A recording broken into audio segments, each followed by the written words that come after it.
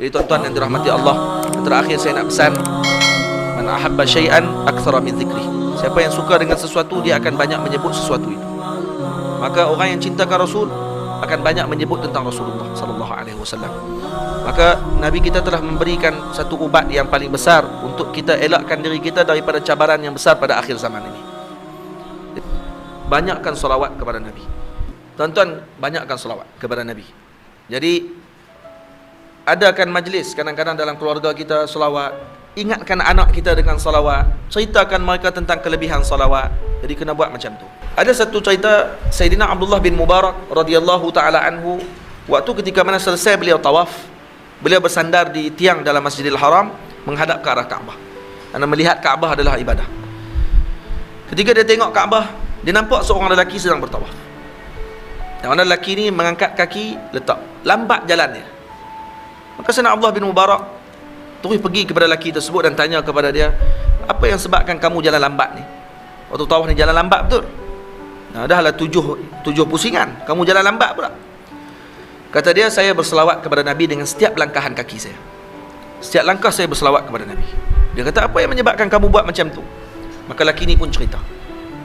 Dia kata, wahai tuan, dulu saya dalam perjalanan bersama dengan ayah saya. Saya dalam perjalanan untuk menunaikan haji. Sampai di pertengahan jalan, kami datang naik kapal laut. Sampai di pertengahan jalan kami berhenti berehat. Ayah saya jatuh sakit dan dia dicabut nyawanya oleh Allah Ta'ala pada malam tersebut.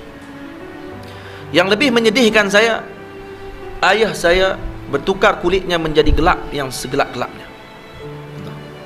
Jadi kulit yang gelap, yang menunjukkan bahawa dia ini adalah orang yang mati dalam keadaan su'ul khatimah. Tuan-tuan, orang yang kalaupun kulitnya gelap tetapi dia ni lazimi salawat dan juga kulitnya selalu dibasahkan dengan wuduk dan sebagainya, wajahnya ada nur.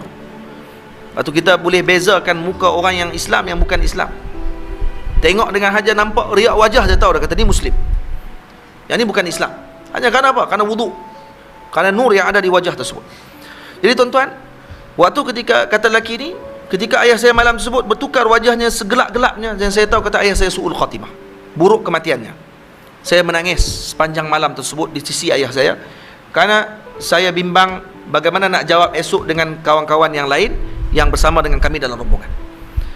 Pada malam tersebut, waktu ketika saya sedang menangis, saya tidur, mimpi saya bertemu dengan seorang lelaki yang kulitnya putih kemerah-merahan, memakai pakaian yang segak putih, memakai serban, masuk ke dalam kemah kami, dan kemudian lelaki tersebut menyapu badan ayah saya sehingga bertukar ayah saya menjadi dengan wajah yang sangat cantik dan bercahaya. Saya sangat gembira. Saya kemudian terus pegang kain jubah lelaki tersebut dan saya tanya kepada dia, billahi, demi Allah, tolong bagi tahu kepada saya, siapa kamu? Maka kata lelaki tersebut, kamu tak kenal saya? Kata saya tidak kenal. Ana Rasulullah, kata dia. Saya adalah Rasulullah sallallahu alaihi wasallam. Saya datang kepada ayah kamu pada malam ini untuk memberi syafaat kepada dia. Ya, ayah kamu banyak melakukan kejahatan. Ayah kamu buat silap yang banyak. Tapi ada satu benda yang dia tidak pernah tinggal. Dia tidak pernah tinggal sebelum tidur berselawat kepada aku. Maka disebabkan tu, hari ini saya datang untuk memberi syafaat kepada dia sebelum di akhirat nanti, insya-Allah. Kata lelaki tersebut, mulai malam tersebut saya berjanji, setiap langkah kaki saya tidak akan letakkan melainkan saya berselawat kepada Nabi kita Muhammad sallallahu alaihi wasallam. Saya langkah, saya akan selawat kepada Nabi. Saya tak akan basahkan mulut saya melainkan dengan berselawat kepada Nabi sallallahu alaihi wasallam. Sebab tu tuan-tuan yang dirahmati Allah, lazimi salawat. Lazimilah salawat. Dalam hadis Nabi kita mengatakan, man shalla alayya wahidatan sallallahu alaihi asyra. Siapa yang berselawat kepadaku sekali, Allah akan berselawat kepadanya 10 kali. Allah berselawat kepadanya 10 kali. Dan kata Nabi, man shalla alayya ashran, siapa yang berselawat kepada aku 10 kali, sallallahu alaihi mi'ah, Allah Ta'ala akan berselawat kepadanya 10 kali, 100 kali. Dan kata Nabi lagi, man shalla alayya mi'atan sallallahu alaihi alfa, siapa yang berselawat kepadaku sehari 100 kali, Allah berselawat kepadanya 1000 kali. Dan kata Nabi SAW dalam hadis, man shalla alayya alfan fi kulli yawmin, fi kulli yawmin alfa marrah, siapa yang berselawat kepadaku 1000 kali sehari, zahamat katifuhu katifi ala babil jannah, masya-Allah, akan berlaga bahunya dengan bahuku di depan pintu syurga Allah Ta'ala. Maknanya apa dia? Orang yang lazim selawat sehari 1000 kali, dia akan masuk syurga dengan Nabi SAW.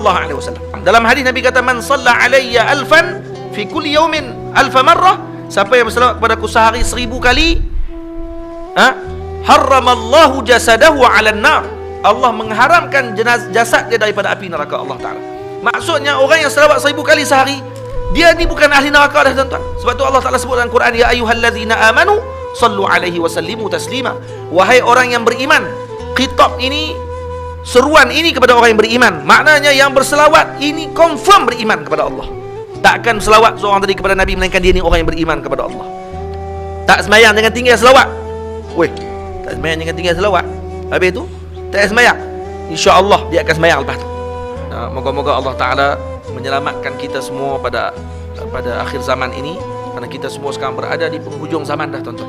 Dan Nabi kita telah meninggalkan suatu amalan yang sangat besar, yang telah disuruh oleh Allah Ta'ala, yang telah diminta oleh Allah Ta'ala, yang amalan ini juga dilakukan oleh Allah Ta'ala sendiri. Allah Ta'ala sendiri menyebut dalam Al-Quran, innallaha wa malaikatahu yusalluna 'alan nabi ya ayyuhalladzina amanu sallu alaihi wa sallimu taslima. Sehingga ada seorang ulama mengatakan bahawa kalau seorang bertanya kepada saya apa yang Allah Ta'ala lakukan sekarang, maka saya tidak akan segan mengatakan bahawa Allah sedang berselawat kepada Nabi kita Muhammad sallallahu alaihi wasallam. Karena Allah Ta'ala mengatakan innallaha wa malaikatahu yusalluna 'alan nabi. Yusallu dengan fi'il mudhari', mudhari' bermakna dawam wal istimrar, dengan makna berterusan dan juga bertajaddud, maksudnya akan berlaku detik demi detik. Walaupun Allah tidak dikaitkan dengan masa, tapi kalau ditanya kepada kita apakah perbuatan Allah sekarang, maka kata sebahagian ulama, kami tidak akan segan untuk menjawab bahawa Allah berselawat kepada Nabi SAW. Kalaulah Allah berselawat kepada Nabi dan kita mengabaikan perkara tersebut, maka kita telah mengabaikan suatu yang azim, suatu yang agung, yang telah ditinggalkan, yang telah dianjurkan, yang telah diarahkan oleh Allah kepada kita. Maka inilah yang akan menyelamatkan kita dengan cabaran akhir zaman ini, insya-Allah. Jangan tinggal selawat kepada Nabi SAW. Cuma saya nak minta tuan-tuan semua pakai ikut saya ramai-ramai je. Ikut saya, kita baca ni ramai-ramai. Jazallah anna sayyidana Muhammadan sallallahu alaihi wasallam ma huwa ahluh. Jazallah anna sayyidana Muhammadan sallallahu alaihi wasallam ma huwa ahluh. Jazallah anna sayyidana Muhammadan sallallahu alaihi wasallam ma huwa ahluh. Tuan-tuan, dalam hadis disebut siapa yang membaca pada setiap pagi atau setiap harinya dibaca jazallah anna sayyidana Muhammadan sallallahu alaihi wasallam ma huwa ahluh, akan ditulis dengan satu ucapan tersebut oleh 70 malaikat. Yang malaikat tersebut akan letih. Ini bahasa balaghah dipanggil, maksudnya mereka tak akan letih, cuma ni mereka telah meletihkan 70 malaikat untuk menulis pahala bacaan ini selama 1000 subuh. Dalam riwayat selama 2000 subuh. Maknanya 1000 subuh maksudnya 3 tahun, tuan-tuan. 3 tahun. Kalau 2000 subuh dalam riwayat yang lain 2000 subuh maknanya 6 tahun. Kalau baca 3 kali tadi berapa? 6 kali 3 18 tahun, tuan-tuan. Malaikat tu akan tulis lagi pahala. Saya semalam dah baca dah 3 kali, 18 tahun dah. Ni malam ni pula baca 18 tahun lagi. Jadi malaikat akan tulis pahala selama 36 tahun. Tak akan selesai ditulis pahala tersebut. Malaikat akan tulis pada setiap hari. Setiap hari akan tulis. 70 malaikat akan tulis. Bayangkan, tuan-tuan. Jadi jangan lupa untuk baca pada setiap pagi. Kita kata kesian kat malaikat, tuan-tuan. Letihlah mereka nak kena tulis. Kita semalam dah baca dah, jadi dah tu. Setahun lagi kita baca lah. Malaikat tak akan letih. Allah Ta'ala akan ganti lagi 70 lagi pula akan tulis pula. 70 lagi pula akan tulis, kerana malaikat tak akan selesai. Malaikat ni adalah makhluk Allah Ta'ala yang terlalu banyak, dan mereka ni nanti akan ditugaskan oleh Allah untuk tulis perkara tersebut. Apa dia baca dia? Jazallah anna sayyidana Muhammadan sallallahu alaihi wasallam ma huwa ahluh. Apa maksud dia, tuan-tuan?